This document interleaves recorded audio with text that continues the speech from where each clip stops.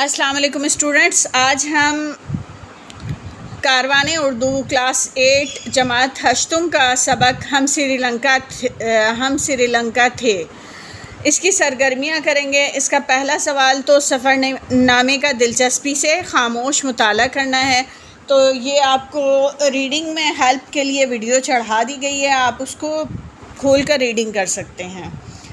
پھر اس کے بعد ہے نمبر 2 ہے سوالات کے جوابات تحریر کیجیے۔ تو پہلا سوال ہے آدم پیک کے بارے میں مختلف مذاہب کے لوگوں کا کیا دعویٰ ہے؟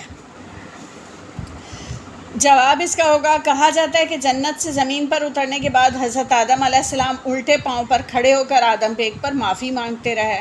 بدھ مذہب والوں کا دعویٰ ہے کہ یہ گوتم بدھ کے پاؤں کا نشان ہے، الٹا اس پہاڑی پر سیدھا تھائی لینڈ کے شہر بینکاک سے 150 میل دور پہاڑی پر موجود ہے۔ عیسائی اس پاؤں کو حضرت عیسیٰ علیہ السلام کے ساتھ سینٹ تھامس کا قرار دیتے ہیں، وہ بھی الٹے پاؤں پر کھڑے ہوئے تھے۔ ہندو کہتے ہیں کہ یہ پاؤں شیو کا ہے۔ اس طرح یہ پہاڑ 3 مذہب والوں کے لیے متبرک ہے۔ اگلا سوال ہے سفر نامے میں آنے والے مشہور سیاحوں کے نام اور ان کا مختصر تعارف تحریر کریں۔ تو سب سے پہلے مارکو پولو کی بات کرتی ہوں۔ مارکو پولو ایک مشہور سیاح ہے جس کی ملاقات چنگیز خان کے پوتے قبلائی خان سے بھی ہوئی تھی۔ یہ اٹلی میں پیدا ہوا۔ یہ اپنے والد کے ساتھ 17 سال کی عمر میں قبلائی خان کے پاس گئے اور اس نے انہیں دربار سے وابستہ کر دیا۔ یہ وہیں ٹھہر گئے۔ مارکو پولو نے چین، ہندوستان اور کئی ممالک کا سفر کیا، پھر وہ چین کے صوبے کے گورنر بنا دیے گئے۔ اسے وینس واپس آ کر کرنسی استعمال کرنے اور کوئلہ بطور ایندھن استعمال کرنے کی داستان سنائی تھی۔ مارکو پولو کو 7 ستمبر سن 1298 کو جنگی قیدی بنا لیا گیا جب وہ جنگ میں شریک ہوا تھا۔ اسی دوران جیل میں اس نے اپنے ساتھی قیدی سے اپنا سفر نامہ لکھوایا۔ سن 1299 میں اسے قید سے رہائی ملی۔ 8 جنوری سن 1324 میں اس نے وصیت لکھوائی اور اسی دن وہ وفات پا گیا۔ دوسرے نمبر پہ اس میں ابن بطوطہ کا بھی ذکر ہوا ہے۔ تو ابن بطوطہ ہے کہ ابن بطوطہ 14ویں صدی کا وہ مشہور سیاح تھا جس نے 75,000 میل کا سفر طے کیا۔ یہ مسلمان تھا اور مراکش کا رہنے والا تھا۔ 14 جون سن 1325 کو 21 سال کی عمر میں حج کے ارادے سے نکلا۔ یہ سفر 28 سال میں ختم ہونا تھا۔ الجزائر، تیونس، طرابلس سے ہوتا ہوا وہ مصر کی بندرگاہ پہنچا۔ 6 ماہ اس نے مصر اور شام کی سیر کی، پھر مدینہ کی زیارت کی اور اس کے بعد مکے پہنچا، حج کیا، پھر عراق اور ایران کی طرف روانہ ہو گیا۔ اس نے بصرہ اور کوفہ کی سیر بھی کی۔ چین مشرق کا وہ آخری ملک تھا جس کی اس نے سیر کی، یعنی مشرق کے ممالک میں چین کی اس نے جب سیر کی۔ ابن بطوطہ سیر و سیاحت میں مارکو پولو سے بھی آگے بڑھ گیا۔ تیسرے نمبر پہ اس میں ذکر ہے سندباد جہازی کا۔ سندباد جہازی کے والد تاجر تھے۔ جب وہ فوت ہوئے تو بہت زیادہ جائیداد سندباد جہازی کو ملی۔ انہوں نے جوانی میں بے دردی سے دولت برباد کی، پھر جب دولت ختم ہونے لگی تو احساس ہوا تو جائیداد فروخت کی اور اسباب تجارت خریدا اور پھر ہندوستان کی طرف روانہ ہو گئے۔ جہاز جہاں رکتا، ساتھ لایا مال وہ فروخت کرتا اور نیا مال خریدتا رہتا۔ اس طرح بہت فائدہ اٹھایا۔ جہاز جب ایک جگہ رکا تو سندباد اور دوسرے لوگ نیچے اترے۔ وہ جس جگہ اترے وہ اسے جزیرہ سمجھ رہے تھے، جبکہ وہ ایک بڑی مچھلی تھی۔ جب لوگوں کو پتہ چلا تو وہ تیزی سے جہاز پر چڑھ گئے، لیکن یہ مچھلی کے ڈبکی لگانے کی وجہ سے پانی کی سطح پر رہ گئے۔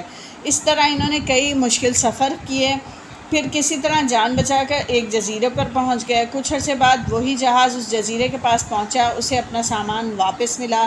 اس نے اپنے سفر کا دوبارہ آغاز کیا۔ اس طرح وہ مستقل سفر کرتا رہا اور اس شخص نے سفر میں بہت مشقت اٹھائی۔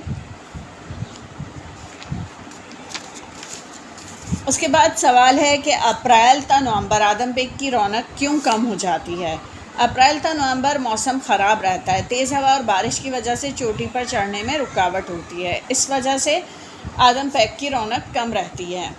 مصنف نے آدم پیک پر نہ چڑھنے کا کیا جواز پیش کیا؟ مصنف کہتا ہے کہ اگر یہ حضرت آدم علیہ السلام کا پاؤں ہوتا تو ہم ضرور جاتے۔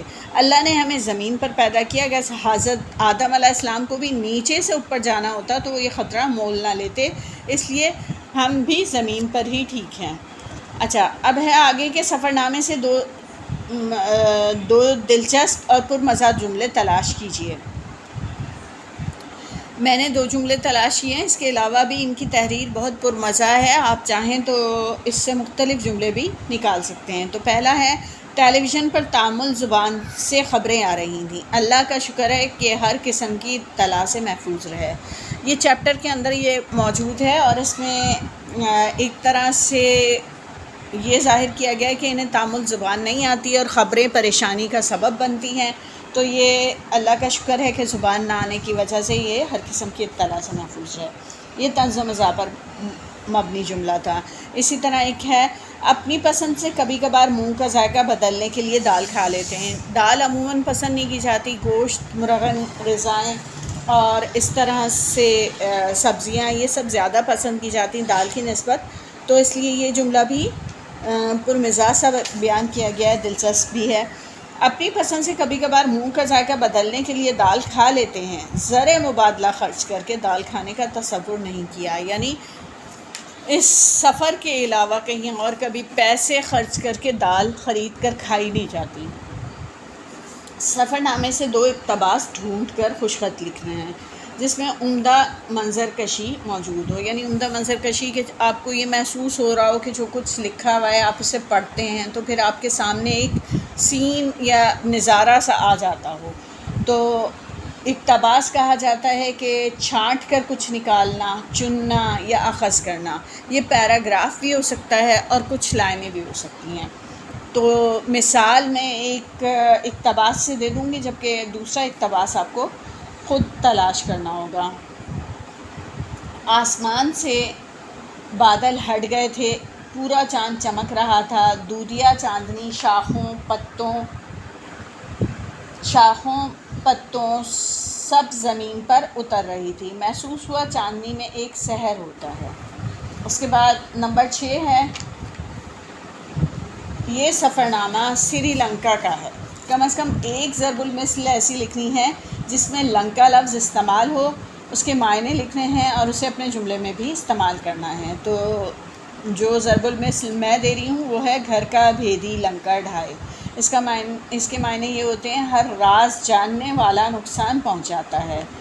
تو اس کا جملہ ہے، فہیم نے دوسری بار اپنے دوست کی وجہ سے نقصان اٹھایا ہے، اسے سمجھا کر تھک گیا ہوں کہ گھر کا بھیدی لنکا ڈھائے، مگر وہ اپنے راز کو راز نہیں رکھتا۔